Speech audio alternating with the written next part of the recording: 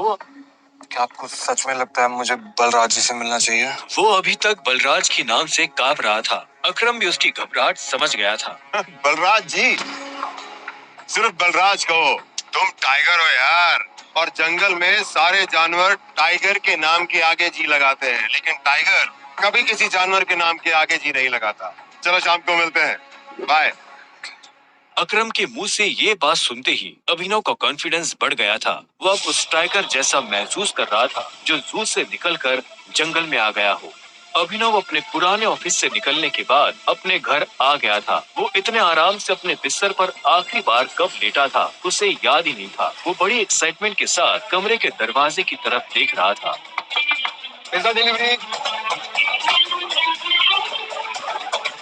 Sir, order सिर्फ 500 का था, आपने मुझे 1000 क्यों दिए? तुम डिलीवरी वाले बहुत मेहनत करते हो दोस्त। ये 500 रुपए तुम्हारी tip. Thank you sir.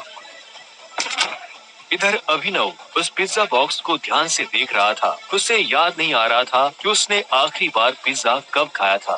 Vaibhavi और अपने लिए घर लेने के चक्कर में उसने अपनी कितनी इच्छाओं को मारा था, इसका एहसास उसे आज हो रहा था। लेकिन अब वो रुकने वाला नहीं था। शाम को अभिनव होटल सैफायर जाने के लिए तैयार होने लगा था। उसने ग्रे कलर की शर्ट और ब्लैक कलर की पैंट पहनी थी। अभिनव के पास पहनने के लिए इससे अच्छा और कुछ नहीं था। जैसे उसने होटल को बाहर से देखा तो देखता ही रह गया। उसने आज तक इतने बड़े होटल को इतने पास से नहीं देखा था। रुको, अंदर का जा रहा है? अंदर ही जा रहा हूँ, क्या दिक्कत है? अंदर जाना है तुझे? तुझे क्या लगता है कि मैं तुझे अंदर जाने दूंगा? क्यों नहीं जा सकता मैं अंदर? अभिनव समझ गया था कि चीफ सिक्योरिटी ऑफिसर उसके कपड़े देखकर उसे जज कर रहा था। सुन, मैं तेरे जैसे लोगों को बहुत अच्छे से जानता हूँ। फालतू का तमाशा मत कर, निकल यहाँ से। कैसे जानता है तू मुझे? रिश्तेदार है मेरा। जब मैं अंदर जाने के लिए आया हूँ तो वापस क्यों जाऊंगा? ये होटल क्या तेरे बाप की है? बोलना। ये सुनते ही अभिनव का माथा गर्म हो गया, लेकिन उसने गुस्से में कुछ नहीं किया। वो शांत रहा ताकि लोगों का ध्यान उसकी तरफ ना जाए। अभिनव 2 कदम पीछे हटा और उसने फोन निकालकर अकरम को फोन मिला दिया। हाँ टाइगर, कहाँ पहुँचे? मैं ये होटल की एंट्री पे हूँ अकरम। हमारा टेबल नंबर क्या है? Table number? अरे मैं इस होटल का मालिक हूँ, मुझे टेबल बुक करने की जरूरत नहीं है। तुम अंदर जाओ, आराम से बैठो, बस मैं पहुँचने ही वाला हूँ। मैं अंदर नहीं जा पा रहा हूँ। यहाँ पे कोई ये सिक्योरिटी वाला खड़ा है, वो कह रहा है कि मेरे जैसे इंसानों को अंदर नहीं जाने देता है। कौन है ये कथा? तुम एक काम करो, बस 10 मिनट में मैं पहुँचने वाला हूँ, तो वेट करो, ठीक है? और ये इस ऑफिसर की वजह से मैं तुमसे माफी मांगता हूँ। ठीक, नहीं, कोई बात नहीं। क्यों? बहुत हीरो बन रहा था ना? मैंने कहा था मैं तुझे अंदर जाने नहीं दूंगा। अगर प्रधानमंत्री को भी कॉल करेगा ना तब भी नहीं, समझा? चल निकल यहाँ से। अरे वो देखो, तुम्हारा निठल्ला एक्स। आ जाओ, मजे लेते इसके।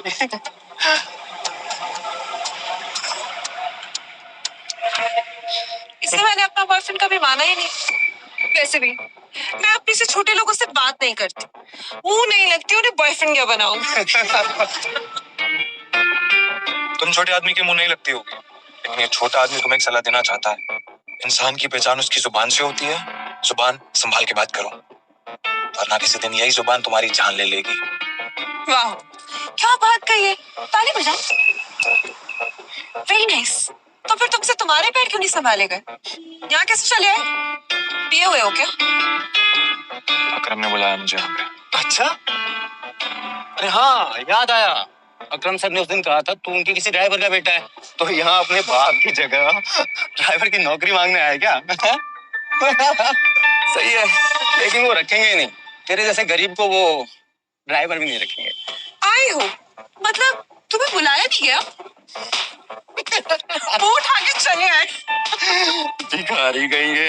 आया नहीं हूँ, बुलाया मुझे, अकरम ने बुलाया है। मुझे पता ही था ये कोई पागल है। तभी वहाँ एक काले रंग की चमचमाती हुई महंगी सी गाड़ी आकर खड़ी हो गई। सभी पलटकर गाड़ी को देख रहे थे।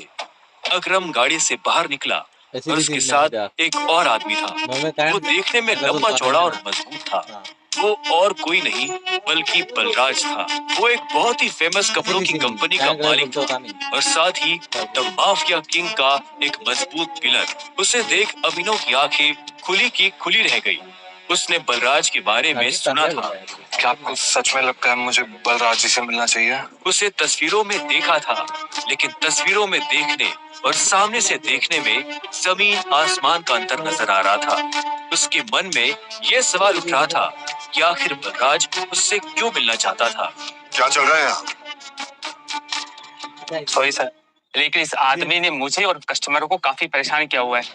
मैं स्टोर को अंदर जाने से रोक रहा हूँ तो ये यहाँ पे तमाशा कर रहा है। क्या तुम्हारी हिम्मत कैसे हुई इसे चोर कहने की? तुम होते कौन हो इसे अंदर जाने से रोकने वाले? ये होटल तुम्हारे बाप ने खोल रखा है क्या?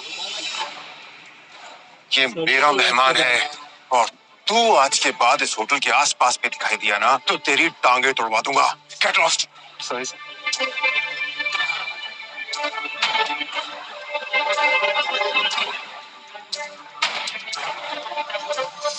आई एम सॉरी टाइगर, इस बेवकूफ की वजह से। नहीं, असल में तो छोटा आदमी का दुश्मन बना हुआ है आज। आओ चलो। अकरम ने अभिनव को अपने साथ अंदर आने का इशारा किया। अभिनव अकरम के पीछे चला जा रहा था।